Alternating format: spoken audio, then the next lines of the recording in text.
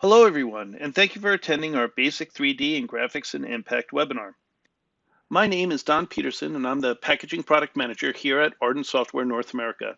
I'm joined in this webinar by our Director of Systems Integration, Dwayne Malcolm. All lines are muted. However, you'll notice a questions option in the webinar window. Please feel free to type in any questions you may have, since we'll follow the presentation with a Q&A. Questions we can't get to in the allotted time will be answered and compiled on a sheet that will be sent out after the webinar. As usual, we really appreciate your time and hope you're finding these webinars to be informative. Because of their success, we're going to continue offering webinars looking deeper into Impact's design capabilities, die-making tools, design features, and WebConnect's functionality. You'll receive notification on future topics, and we hope you have the time to attend them.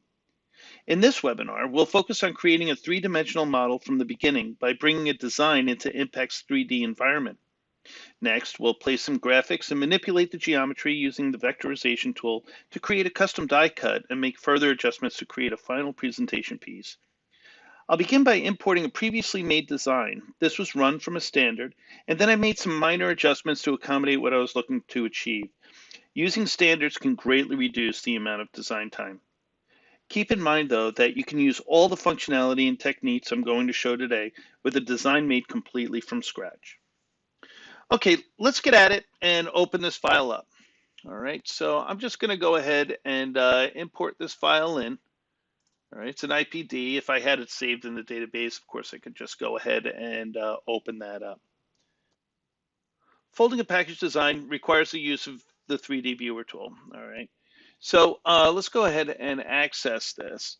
And when I access it, you'll see how the edit bar changes, offering a number of options that go across the top here.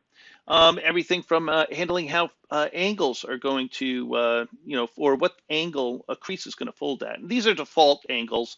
If I have something specified, I could override that. But for here, we'll just keep it at 90. You'll also notice the board settings here. And for this particular piece, we're going to select this single wall white craft. The thickness of the material is going to be determined by what we choose for this material. And in this case, if we go in here, you'll see that this is actually an F flute. So we'll just go ahead and work with that. Okay.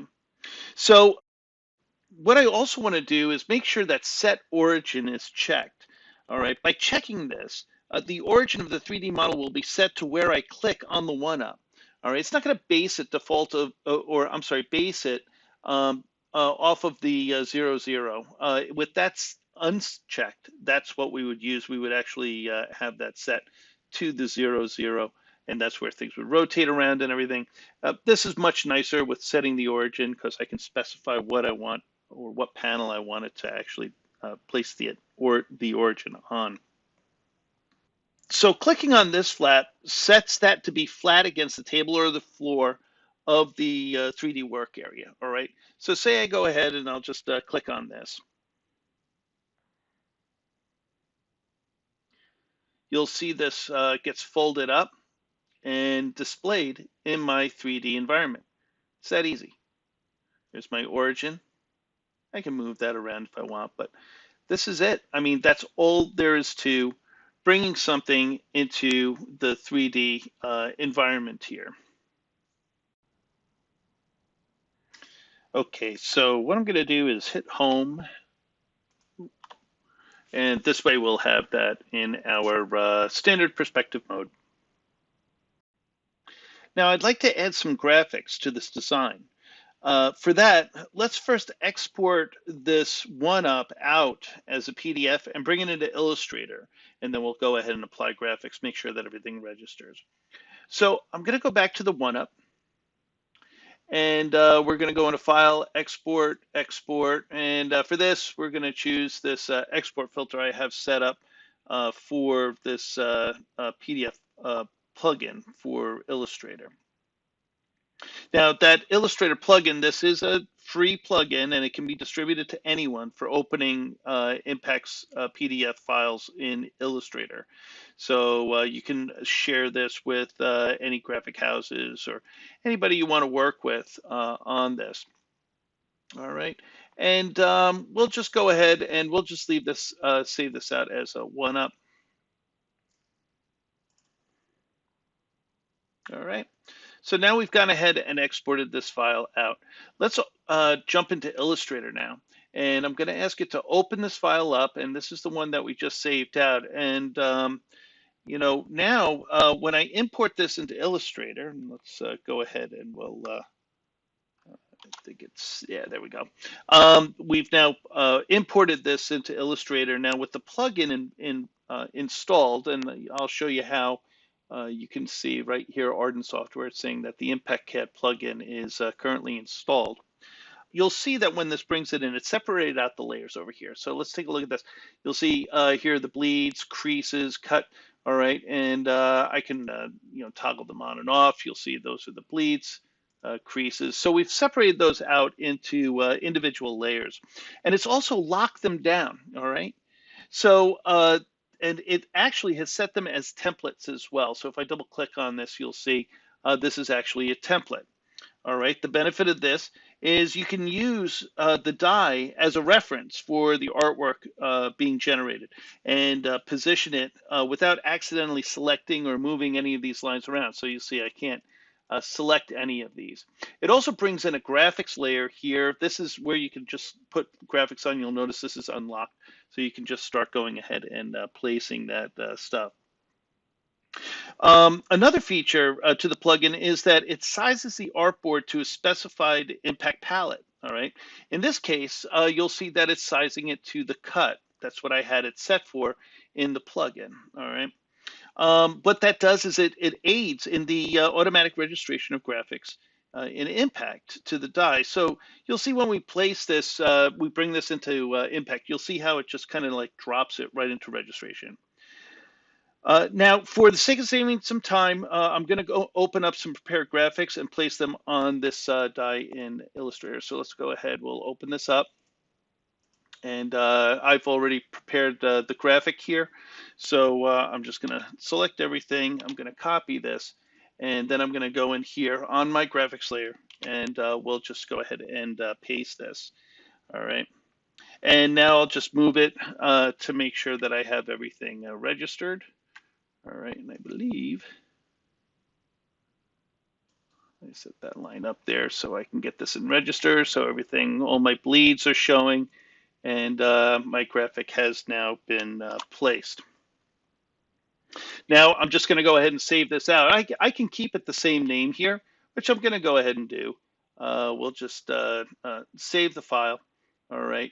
And you'll see that if I open this file up now in, say, here, let's go ahead and we'll open this file up in Acrobat, you'll notice that that die is not showing because that was on the template layer. So it's just showing the graphics, and the graphics are in position, but it is not going to show that that die. And we'll use this in Impact. Okay.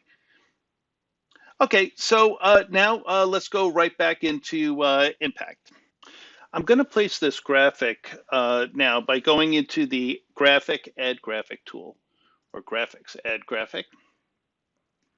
Now, we'll just go past the starter screen here, and you'll see there's a couple of different ways that we can bring in graphics.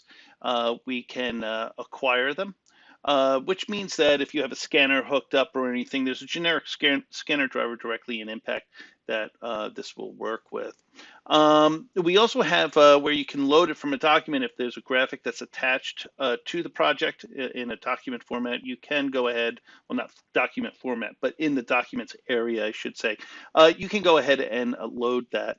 But we're going to load this from a file, and you'll see I can bring it a graphic in on both the print face and the die face. All right, I do want to put this on the print face, but you can put either or you can put them on both. So I'm going to go ahead and click Load from File, and you'll notice that it provides a number of different formats, many different formats that you can go ahead and select from.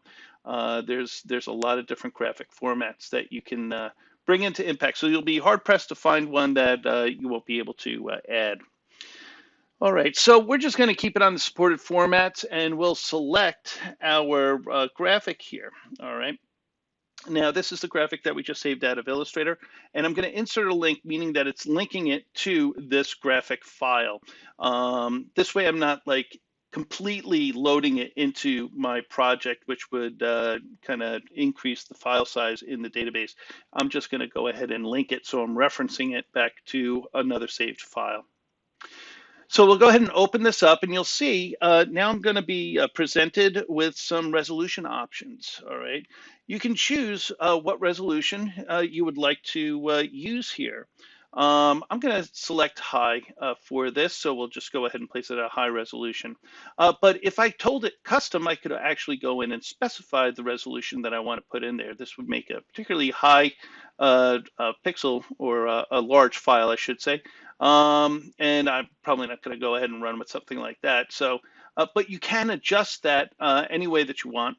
If your computer can handle it, go ahead and definitely work with as high resolution as you would like to. Just be mindful of that, that the sizes will get larger the higher your resolution. So this way you don't overtax your graphics card if it can't handle it, or saves a lot of large files into the database. Basically, just use discretion on that. Now, like I said, I'm going to choose high. I can always go back and adjust this, which you'll see in a little bit, but this gives me a nice balance between quality and speed while I work on this file. So going into the crop area, I can go in and I can choose and adjust the crop area, so the image area will adjust to the selected option. So what I'm going to do is I'm going to go ahead and I'm going to select the crop box, because this is what I'm going to crop it to. I just want to drop that right in, and then we'll just go ahead and place this. When I click OK, it'll show me the preview of the file, and again, this is on the print phase. If I go ahead and click Next, this is where I can choose the area to fill, or how I'm going to place this in my file. You'll see here I have automatic selected. That's what I want to use, because I've already kind of registered this in Illustrator. So this way it's automatically going to just drop it right on. Sound effect not included. Okay, so we'll just go ahead. I'm going to click on Next. If I wanted to put in vectors, this is a vector image from Illustrator. If I wanted to go ahead and place them, I could go ahead and place it as a vector image if I was going to use it for any kind of custom die cut or anything like that. But I'm not going to do that here. What I'm just going to do is place this. So I'm going to tell it to finish. So here it'll go ahead and it will place the graphic. Now, going back to the 3D layer, let's take a look at this. When I go in here, I'm going to go up to 3D, and I'm going to tell it that I want to update the model.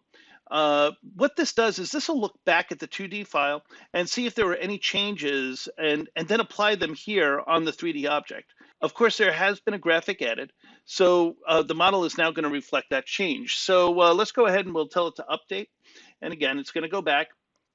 It's going to see what changes, and now it'll just go ahead and apply the graphic here in my preview. So you'll see now I have my graphic that's been placed. All right. And we'll have to do a little bit of extra work with this, but this looks good. So I'm going to go ahead and hit home. And now that we have the graphic placed, you'll see we have this graphic that's wrapping around the top here, and it is showing on the back. I actually want this to pop up when this display tuck is opened, all right? So what we need to do is we're going to go ahead and create a custom die cut, all right? To create this, we're going to go back to the one-up layer, and we're going to utilize the, art trace functionality. Art trace, what this does is this allows us to vectorize images, okay? So when I click on Next, you'll see that I can vectorize an image either from the current drawing here, which is loaded, or any other graphic that's been placed. I can also use an image from a bitmap file, so I can import a bitmap file in, or I can actually scan something in. Again, we have that scanner driver built into, like a generic scanner driver built into the software, so we can just do a generic scan. But we'll just use this image here. Now, what we're looking at here is you'll see that I have a very stark contrast here between black and white, all right? What's causing this is that I'm working with a luminance setting here, and I'm telling it that my threshold is 100%. So anything that has color to it is going to drop it to a black pixel, whereas anything that has no color to it, it's going to drop it to a white pixel. If I move this threshold back, it's going to start letting more and more gray tones and stuff like that. It's going to start accepting them as just a white dropout. So we're going to do an extreme contrast. So we'll set this to 100%. All right. And you'll see that while I'm looking at this, I don't need this entire graphic. I just need this spot here. All right. That's what I'm going to have pop up. So I'm going to use the select region tool. And what this allows me to do is I can click and drag, and I'm going to drag the region right around the area that I want to trace. All right. And maybe I'll give myself a little bit more space there. So now it's just going to focus on this spot. All right. Now, after that's set, I'm going to go into my edge detection. And what this does is this allows me to set the type of trace that I want to work with. You know, whether this is going to follow paths exactly, the inside and the outside of the path, or am I going to identify something that's a center line, and I can specify the amount of pixels. How far out is it going to look before, before it's not considered going to be a center line? So, for example, this is going 8 pixels. So anything 8 pixels or lower, it's going to look at that as a single line, and it'll drop a vector path right in between. The output types and smoothing, this is where I can tell it what kind of geometry I want to place down. Do I just want to use lines? Do I want to generate lines, arcs, and circles? Or do I want smooth curves like Beziers, where it'll go in and it'll smooth it? You can specify some tolerances and stuff like that here. For this example, we're just going to generate lines, arcs, and circles. And you'll see it's giving me a preview over here of what it's going to trace.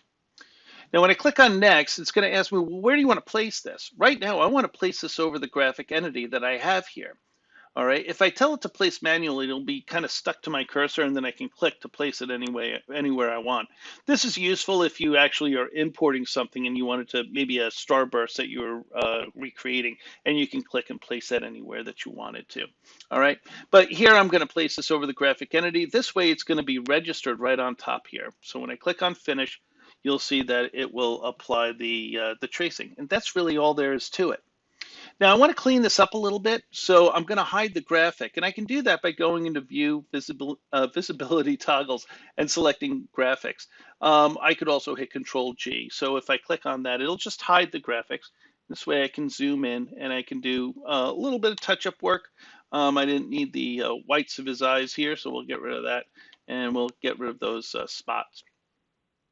Now, because I have this set, this is following that design exactly. I don't want that. I want to kind of grow this out a little bit so it's not exactly on the graphic. So I'm going to select my design here, or I'm sorry, my geometry here. And I'm going to go to Draw, Offset. Now, what offset allows you to do is offset lines either out or in, and it actually shifts the lines, all right? So we're not scaling here, we're actually offsetting the lines, and it'll correct the geometry as it needs to. I want to set a distance for a 1/16 of an inch. I want that to go out 1/16 from its current spot. And we're going to use the original palette, which is a cut, and I want sharp corners there. So if I click on the outside of the path, it'll grow it. If I click on the inside, it'll shrink it if you wanted to create a bleed or anything like that, for example. Here, we're going to go ahead and grow that out. All right. And I believe that's a cut, but just for to be sure, I'll just tell it to make sure that that's a cut. Now that this has been put in position, let's trim this out to make sure that this is going to be this is going to pop up. So first of all, I want to make sure that I'm intersecting to this very last crease here, and then we'll go ahead and we'll trim these out. All right. And I'm just going to do a Control-G to bring my graphics back, and you'll see how this has now followed that exactly, going 1/8 of an inch away from it, or 1/16 of an inch, sorry. If I go back to my 3D view, and once again, we'll tell it that we want to update the model. I'm just going to right-click this time and tell it to update models. And you'll see that this will now create a display type for me. And now it has created that custom die cut going around the back. And if I say folded that, you'll see how that's attached there. Very cool. Very cool. very, very easy to do. Obviously, there's a lot of cool things you can do with this, such as, obviously here where we're doing a display, but you can also do die cut windows or anything like that. Okay, so just for the fun of it, and to finish this off, I'm going to add some candy bags with some graphics on it, and we're going to go ahead and put that into the box, and we'll create that using Impact Shape Creator tool. Now, let's go ahead. I'm going to click on this tab here to bring up the actual bag, and I just want you to note how this candy bag is set up.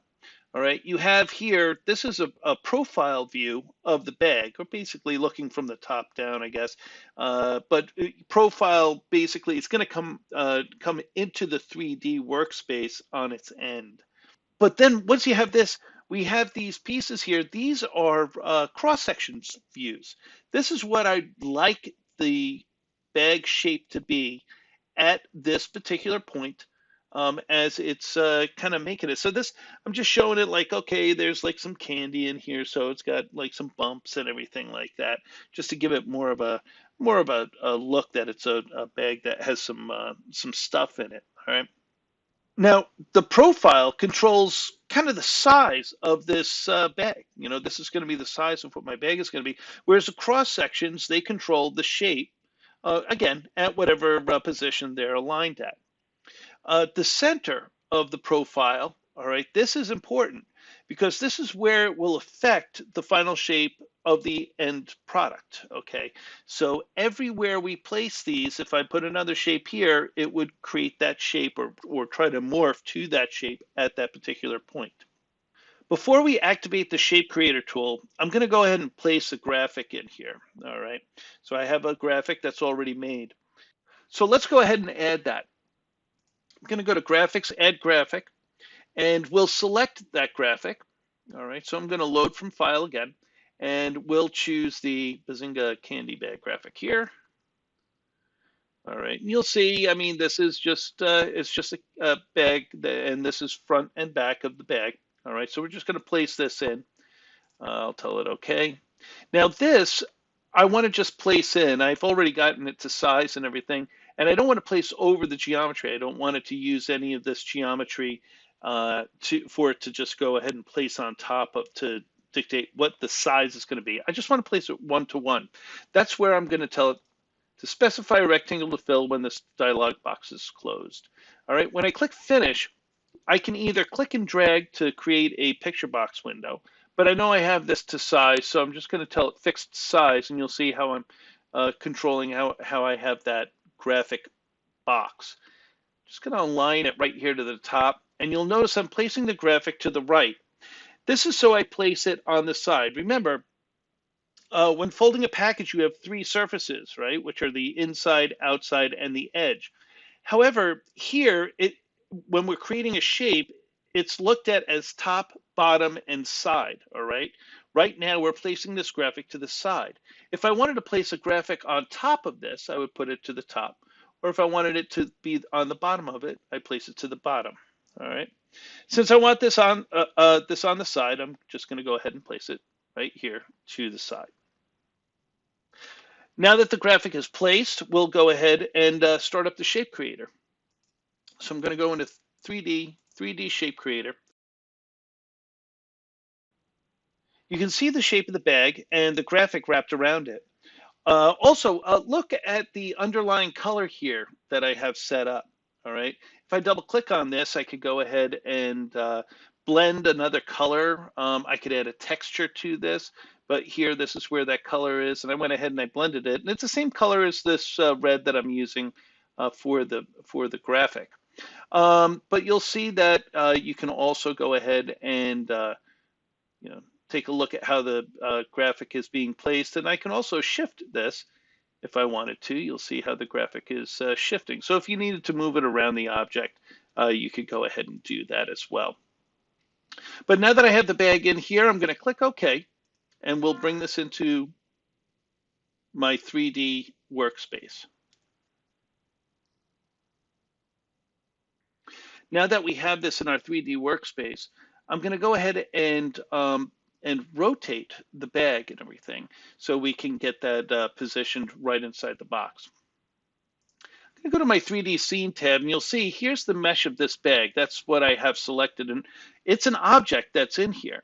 So I can go ahead and I can make any adjustments that I want with this. Let's go up and we'll go to 3D Wizards. Actually, before we do that, let's go to our object rotate. So I want to rotate this along the x-axis so it's kind of flat. So we'll just rotate this around the along the x-axis. And you know, you'll see it's been placed over here, but I'm going to stack this, and then we'll go ahead and position everything inside the box. We'll go into 3D Array Placement Wizard. And choosing a grid, because I want to stack these all up, we're going to go ahead and stack these. I want 3 on my x-axis, all right? So it always goes in the positive direction. That's the arrow. So the arrow is always pointing in the positive direction. On our y-axis, we're going to choose 5, all right? So we can stack these up. And then on the z, we want 2 right next to each other. Also, I'm going to put a gutter spacing in here on my z-axis of 1/8 of an inch. This way we have a little bit of a gap between them. When I click on next, we're going to create inserts. And this is basically going to take this and group everything together for me as well. An insert is kind of like a mirror image of the object that you're placing in there. The benefit to this is it keeps your your design that you're working on smaller, because it's using a single material, it's using a single graphic. If you use a clone or create a clone, you're actually duplicating all of the graphics.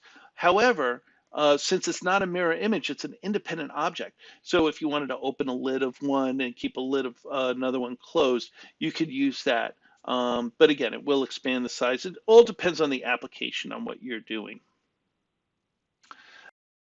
We'll click on next and finish, so we stack these all up. Now, real quick, just to place these all in my box, I could just grab these and just rotate them around, or just move them around, and I'm going to do that. But just to show you a cool little option here, if I go into my window layout and I select quarters, you'll see I can take a look at a couple of different views of my design here, all right? One of them is from above. And when I right-click, I'm going to right-click in here, I'll select Move, and you'll notice it gives me a gray bar or a gray frame going around it, meaning that this window is active. When I move my cursor over one of the axes here on the Z, for example, you see it turns a light blue. That means it's, when I click and drag it, it's going to constrain it on that axis. So I'll just do the same thing here. See that light blue? So I'm just going to go ahead and move this. All right. And then I'll do the same thing here. I'm going to right click and I'm going to select Move. You'll see how it shows up really good there with the Y. So we'll just move this up. So now the candy has been placed. And we'll go ahead and I'll do my single window layout again. And here is my box. Everything is in there. And I now have that placed. Now last, what I'd like to do is create a 3D PDF of this. This way I can share this with a customer, and all they need is just a free PDF viewer from Adobe, all right? But it's got to be one from Adobe because that's the engine that we're working with as far as with this file. When I export, and I'm not going to do an export 3D here, even though it's a 3D model. This is an actual exported PDF, so it's not really technically a 3D format. 3D export is really if you're going to a SolidWorks or any other 3D application that's out there. Okay, so let's select export. I'm just going to go ahead and put this on my desktop, and I'll tell it, let's open this up after saving. Now, it may take a little bit of time because I do have some higher resolution graphics that I'm working with. And this way I can, get a really nice image that I'm sending out. And the file size is really not going to be that large. We are going to compress the graphics into the file here. So you'll see right here, here's my 3D PDF. This is opening up in Acrobat Reader. There's my design. All right. very emailable file size, and this works out really nice.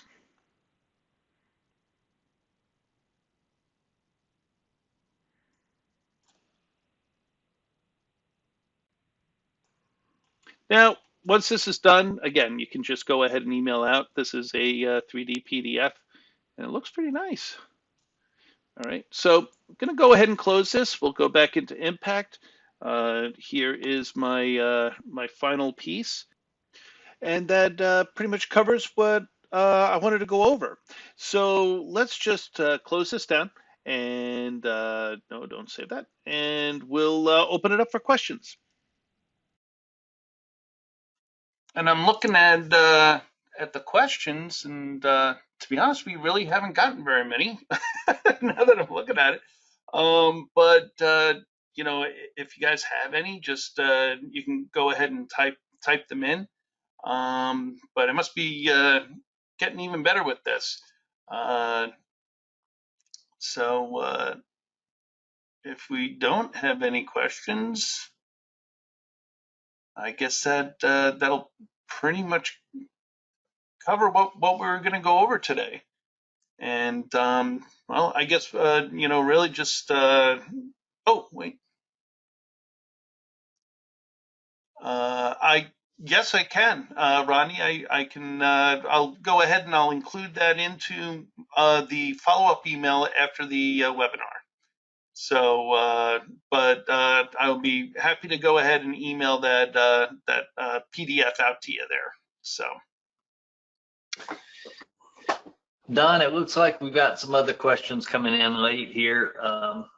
I've had a couple of questions now asking if this video will be posted later for review. It seemed like one or two people may have had some technical difficulties early on. So yes, the this video was being recorded and it will be posted in a few days. Anybody that was registered for this webinar will get notification of that, and it will be posted on our webinars page on ardentsoftware.com. Okay, great. And yeah, we're getting a lot of questions in here, a lot of good questions. Well, here, I'll jump into another one here. When I said talking about like adding graphics, all right, and should we, as far as like using your discretion with that, yeah, you know, essentially when you're increasing the size or increasing your resolution on a graphic, graphics are, you know, just like with any program, the higher the pixel rate, the larger the file is going to be. So pay attention when you're working with them. I don't have the because I closed the file here. Let me see. I'll oh, actually, I think I have it here. And I'll just import this graphic back in again. Let's see. It's on my other monitor there. Let's see. But essentially, yeah, when you're looking at here, we'll grab that. Oh no, it's the when you're looking at your actual size here. All right, you'll see that as I change this, you know, generally these are good resolutions. We're trying to keep the width and the height. The width probably at about 8,000 tops. But when you go into custom, this now gets put into your control. So the higher it goes, you'll see you'll start hitting area where it goes over 8,000, where it's just you're just going to get a warning saying, hey, if you know this may cause an issue depending on the video card that you have. So just bear that in mind as you're working with. I'm still also using anything that I place. I'm also creating a link with it. I don't like really bringing things in and embedding them into a CAD file. So I hope that answers the question there. Hey, Don. Yes. Yeah, it seems like your screen may not be shared at the moment, so I don't think we were seeing that. All right. Is that showing now? Yeah, we can see that now. Oh, okay. I'm sorry about that. I have two monitors, so sometimes I get a little mixed up between them.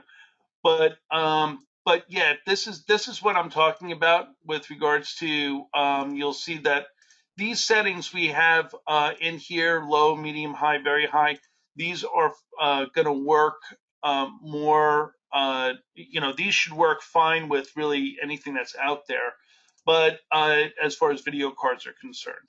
But you'll want to make sure that you have a good amount of memory. If you're going to go ahead and use a custom resolution, and try it out on your machine. I mean, see what you can push it to. I do that with every computer that I have. So I try to push it as far as I can, so I can get a gauge. And then this way you'll know what's best for you to work with. All right. Okay, I see another question here. Let me bring this back into 3D because we have another question here as far as putting dimensions on a 3D design. And we'll be going through some of these options when I'm going to do another 3D class. It's going to be more advanced functionality and everything like that with the software. But just to show real quick, when you're in a 3D environment, the Dimension Align tool is available. So if I go in here and I'm just going to hold down my control key and I'm going to grab a point here along a surface that I want to put a dimension, and then I'll do the same thing down here. And when I can then pull that dimension out. So using your control, if you wanted to dimension, say maybe on the inside of the material, hold down your shift key so you can grab the inside face, and then you can grab that midpoint there, and I'll do the same thing over here.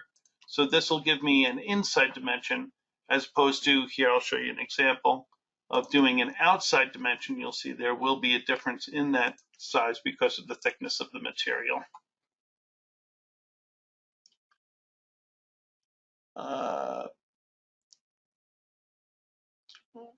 Let's see.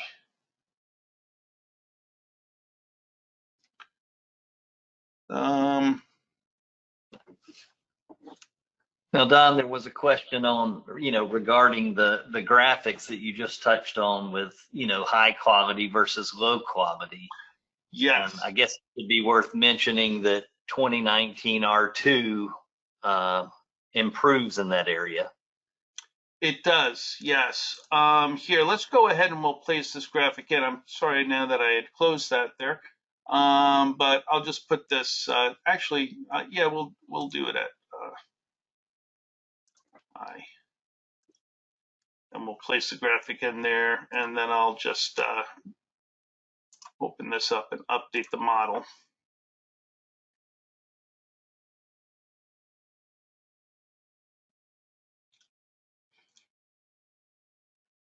Now, when you have a graphic in, you'll see here's the quality of this graphic. You can raise and lower the quality of the graphic just by going right-clicking on the material, going to Texture Utilities, Update Artwork. When that comes in, it went in my other monitor again, but when that comes in, if I click on Update Artwork, what that's going to do is that's going to give me this window again, this Properties window, so I could then say, if I wanted to even just work with a lower resolution, or if I wanted to even increase that higher. All right. So I can then go in and say I wanted that to make it very high. You'll see it'll take a little bit longer because it is a higher resolution, but you'll definitely see the difference with this. Now, as far as the output files, because there was a question as far as is there lower degradation in the output files, with what Dwayne just mentioned, by the new process that we're placing graphics and giving designers the control over the resolution of the graphics, this will actually increase your output files as far as like PDF. Even if you're taking snapshots and stuff, you'll get a much nicer, cleaner image that comes off of this. We're still, when it goes to PDFs, we're still working with a resolution level with it because they have to be emailable. But most of your export filters out there for PDF is going to compress the your textures. And when it does that, it really does help bring that file size down. So that would be another thing that I would say, just experiment with the graphics that you have and the and what we're you know, what files you're going to be able to get in your export filter. If you're getting very large files, just give us a call. We'll be happy to take a look at that export filter and see if we can go ahead and correct that for you.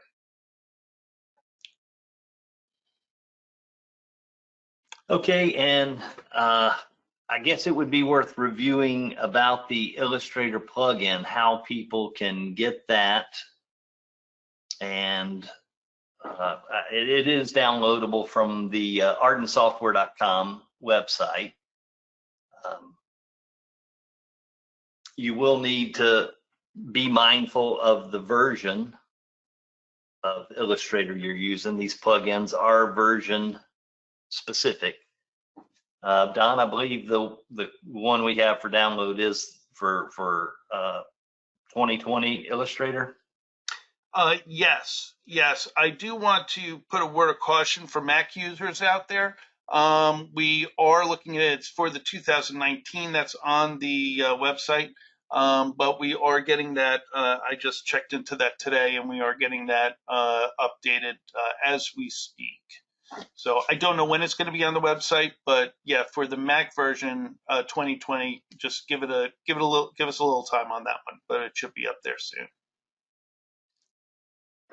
Right. So just again, go to ardensoftware.com. You'll click on the services menu and then go to downloads, and you'll see the Impact plugin for Adobe Illustrator.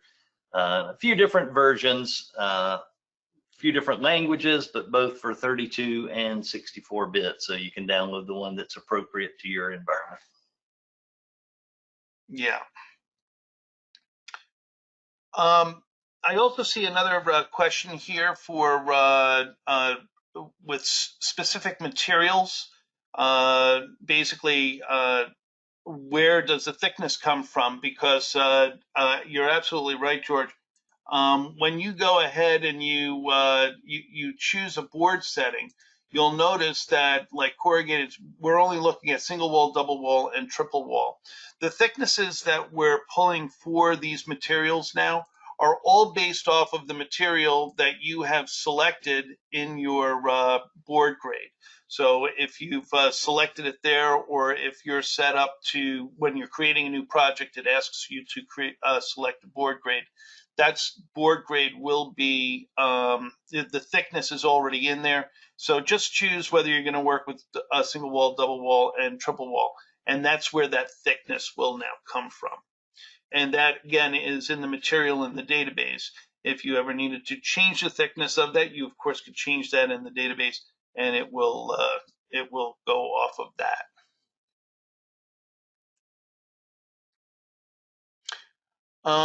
We do have one, and this is Francisco. I see here with regards to bending a panel and things like that.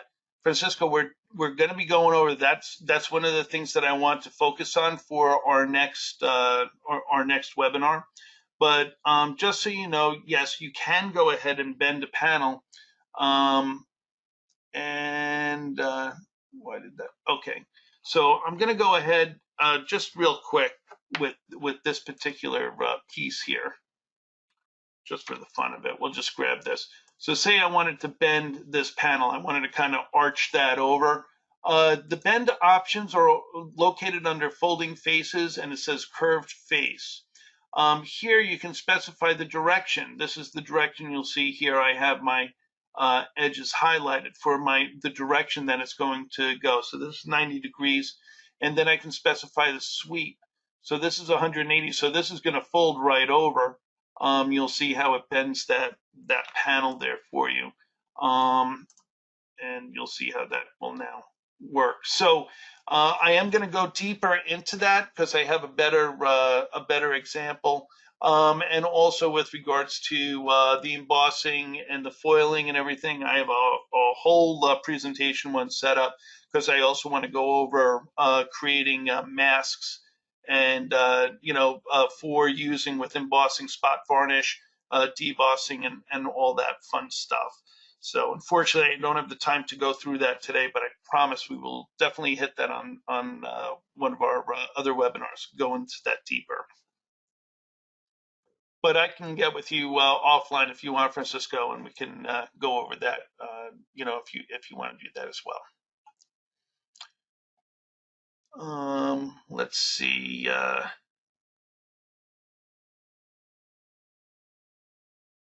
What other questions? There was just one specifically about creating the 3D bag. I know which you did go over in the presentation. I mean, as far as how it was created from that, and maybe the question is more geared to how was that geometry generated? You know, why was it positioned how it was for using the shape creator? Yes, and that's a really good question, John. You know, like I said, when it comes to geometry here, what we and here probably better off to show you with something that's just a very straightforward piece. If I drop a rectangle design in here, and I use the 3D shape creator in here, 3D shape creator, you'll see what it does is it takes this rectangle and it rotates it. Once again, I'm in another window. It rotates this around the center of that rectangle, so it's creating this cylinder. So this is that profile. If I looked at this straight on, this is the profile of that rectangle. Now, if I wanted to adjust the shape of it, say I wanted to make this a rectangle here, and I'll do this from center just to show you. You'll see when I click and I drag out from center, as long as the center point of this is lined up to this point, look at this now.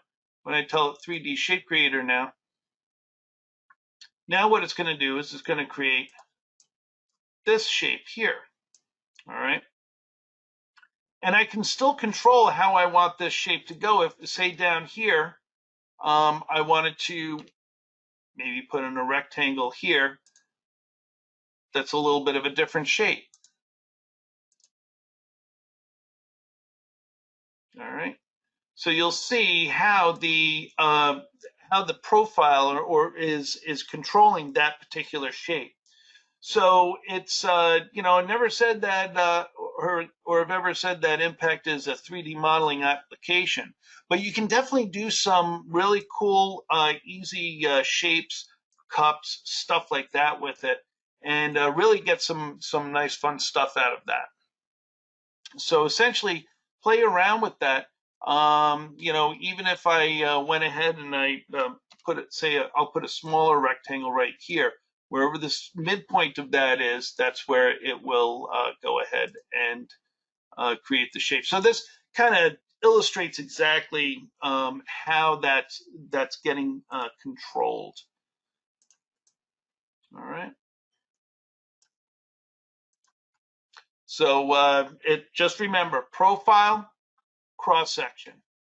All right, profile in front, cross section on the side. All right. One other question, Don, that's come in regarding just traditional fold up. How do creases fold versus perfs? In other words, you know, when a perf is not recognized, how do you resolve that? And that's an excellent question. Yes, you have a couple of different options when it comes, and I'll just use this rectangle again. And I'll just say I'll draw a crease. So we know we have a single crease that's going across here. Now, if I choose, say, a perf, all right, come on.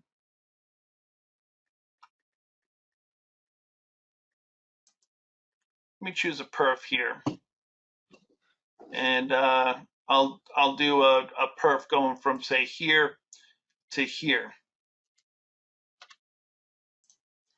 All right. How do I know what this is going to do? How do I know that this is either going to tear off or it's going to fold? All of these controls are actually up here in your 3D, actually the 3D viewer, right here under palettes. This is where you can control what you want, or how you want the 3D engine of impact to address a palette. All right. You'll see I have a couple that are pre-made. These are master tool settings. I have a crease on perf, cut on perf, or just ignore the perf. All right. So it just doesn't even pay any attention to it. All right. But I can always override these or create a new master tool setting.